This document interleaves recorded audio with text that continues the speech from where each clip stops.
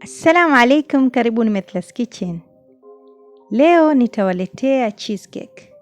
Cheesecake hii inatengenezwa bila ya kupikwa. Ni rahisi sana kutayarisha na haitumii muda mrefu na ni nzuri kufanyia wageni, nyumbani kwako, watoto wako kama unavyoona. Ili kujua kufanya upishi huu, kuwa nami mpaka mwisho wa video hii. Ili kutayarisha cheesecake yetu hii, utahitajia whipping cream kikombe kimoja. Nimetumia cream cheese ya almarai, lakini unaweza kutumia cream cheese yoyote. Nimetumia pia gelatine ya unga, ambayo hii ni kitu muhimu sana katika hii cheesecake yetu.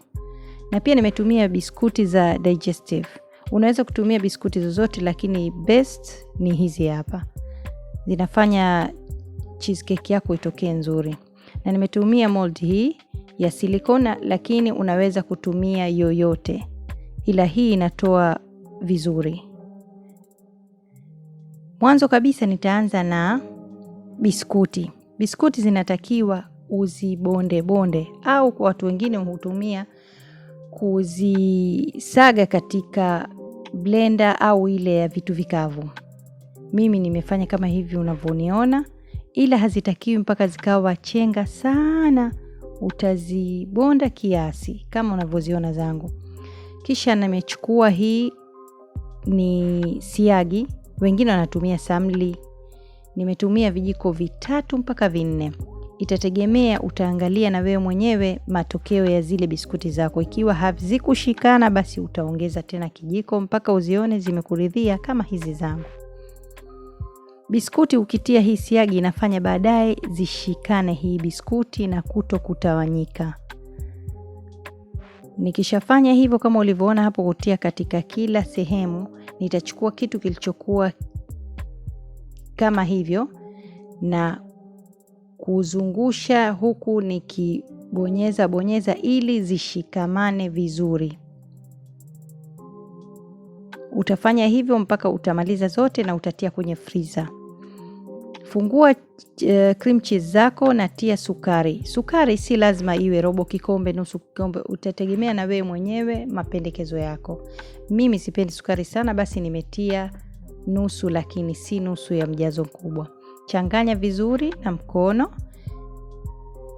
Kisha utaweka katika mashine. Saga kwa muda wa dakika 2-3. Ukishaona imesagika vizuri, utachukua whipping cream yako. Pia nimetia nusu kikombe na nitaitia mule ndani ili ichanganyike vizuri.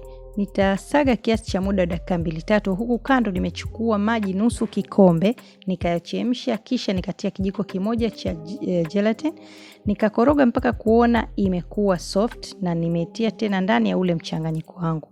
Nitahakikisha nachanganya vizuri, kisha nitatoa zile biskuti zangu katika freezer na nitajaza tundu zote hizo kama unavyoona ninavyofanya. Na kisha nitaipiga ili ikae vizuri na kukaa straight. Eka kwenye freezer kwa muda masaa 5 au 6. Toa na cheesecake zako zitakuwa tayari. Nimetumia juu kutia toppings. Utatia toppings yoyote unayopenda. Utatia labda, mimi nimetumia strawberry, nimechemsha na sukari, nikasaga kama hiyo yangu unavyoiona hapo. Nimetia maziwa ya condensed milk na nikatia kidogo na coffee juu kama hivi unavyoniona ninavyofanya, kisha nikachanganya. Weza kutia chocolate uliyoyayusha au unaweza kutia topping yoyote utakayopenda. Hakikisha baada ya kutoa katika freezer unaiacha ili ipate kupoa na kulegea. Unaweza kuitoa kwenye freezer na kisha ukaitia kwenye friji kabla ya kula kwa masaa 2-3 au lisaa, au ikiwa una haraka basi eka nje ili ipate kulainika, kwani ukila kwa time ile utaiona ni ngumu. Inatakiwa ikae kidogo. Asanteni, usisahau kushare na wenzako.